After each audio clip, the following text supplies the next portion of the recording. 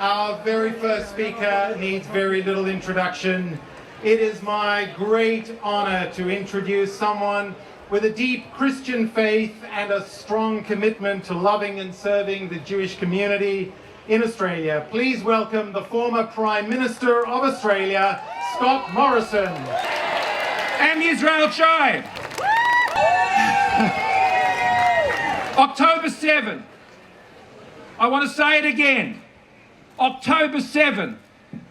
I'm going to keep saying it. October 7. October 7.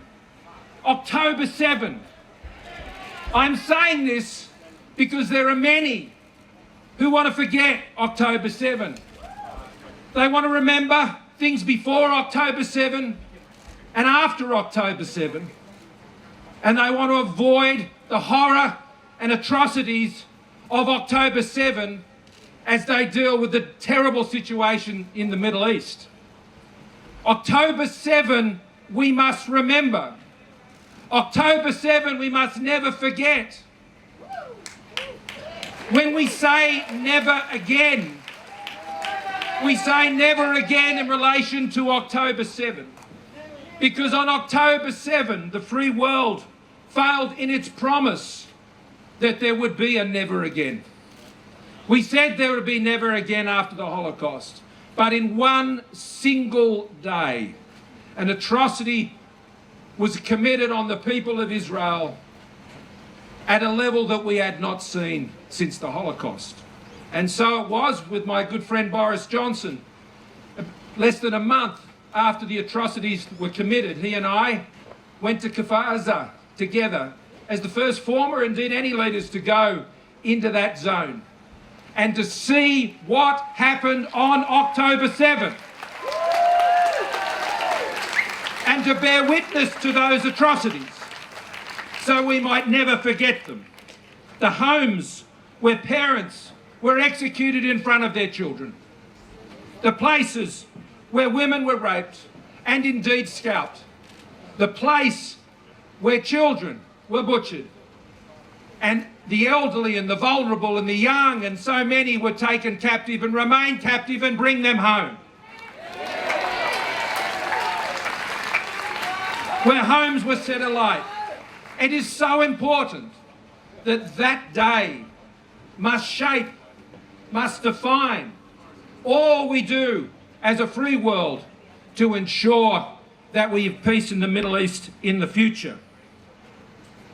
At the heart of Never Again is the commitment to be eternally vigilant in the struggle against anti-Semitism, which brings us all here together today. To our Jewish friends here today, we honour you. We honour you as fellow Australians for your contribution to our shared Commonwealth.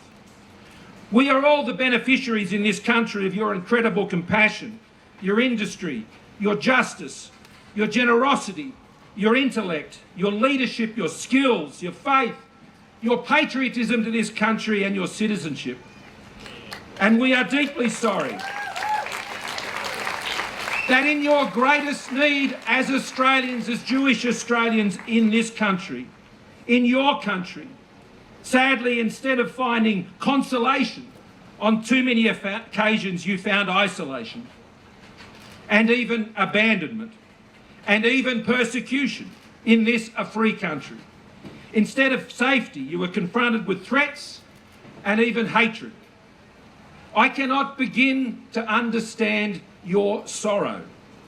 So let me simply offer you today, with fellow Christians who are here today, once again to embrace you with love, with respect, with appreciation, and in fellowship and friendship.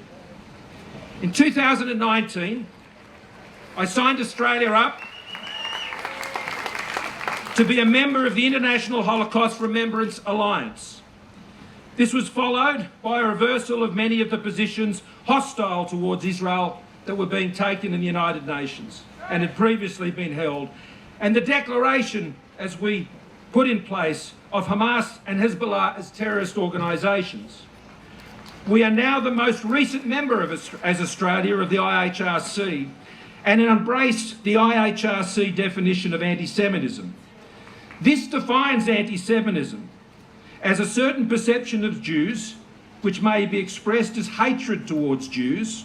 Rhetorical and physical manifestations of anti-Semitism are directed toward Jews or non-Jewish individuals and their property, towards the Jewish community institutions and religious facilities. They cite as their examples calling for and aiding or justifying the killing and harming of Jews in the name of a radical ideology or an extremist view of religion, as we saw on October 7. Making mendacious, dehumanising, demonising or stereotypical allegations about Jews as such or the power of Jews as a collective. Accusing Jews as a people of being responsible for real or imagined wrongdoing committed by a single Jewish person or group. Denying the Holocaust. Accusing the Jews as a people or Israel as a state of inventing or exaggerating the Holocaust. Accusing Jewish citizens of being more loyal to Israel or to the alleged priorities of Jews worldwide than to the interests of their own nations. Denying the Jewish people their right of self-determination by claiming that the existence of a state of Israel is a racist endeavour. That's anti-Semitism. Applying double standards by requiring of it, that is Israel, a behaviour not expected or demanded of any other democratic nation. That is anti-Semitism.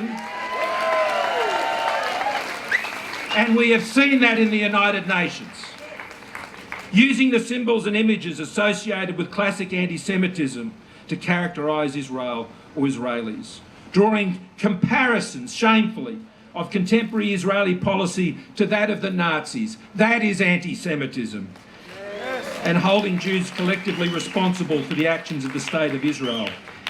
To the shame of the free world, including here in Australia, we have witnessed such acts of anti-Semitism being committed, and worse, committed following the worst atrocity inflicted upon the people of Israel in a single day since the Holocaust. Instead of support, we have seen those living under the freedom of democracy in this country calling for the extinction of the State of Israel from the river to the sea. That is anti-Semitism. Perhaps many ignorant of the real meaning of those words and of the violent and anti-Semitic nature of those statements. Our presence here today is to bear witness to these acts of Semitism and call them out and express solidarity with Jewish people across Australia and around the world. To remove the cloak of sentiment, self-declared respectability and asserted moral superiority, and reveal the dark heart of anti-Semitism that continues to linger below the surface, both here in Australia and elsewhere. What must Christians do? We must pray for peace, but not an empty or superficial peace, devoid of justice or equality or security and hope for all people in the Middle East, but a lasting, deep, secure and sustainable just peace. Peace is not simply the absence of conflict, which we all wish to see for Israelis and Palestinians alike, but the presence of freedom, of justice and security behind secure borders, where people can live their lives free from oppression, fear and persecution. This is why the State of Israel exists today. It is also why I would say that Palestine must exist. It is why a two-state solution must continue to be our goal. But for this to happen, it cannot just be any two states. They must be two capable states.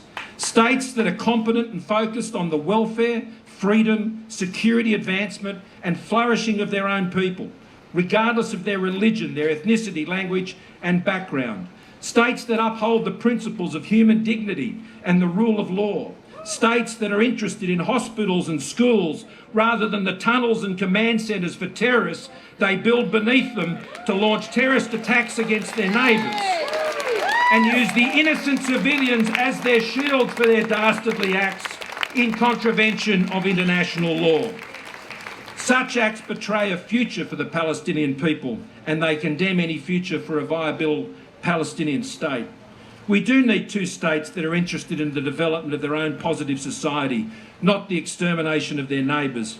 And at present, the competence of such a second state and free state beyond Israel is not present.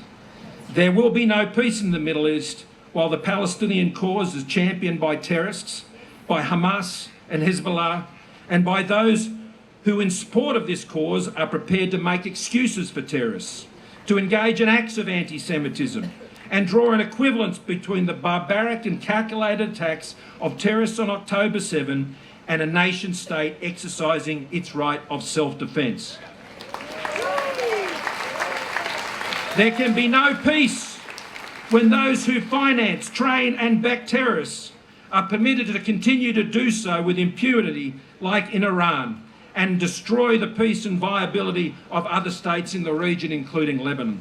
So long as these factors remain, I fear peace will be elusive and innocent suffering will sadly continue.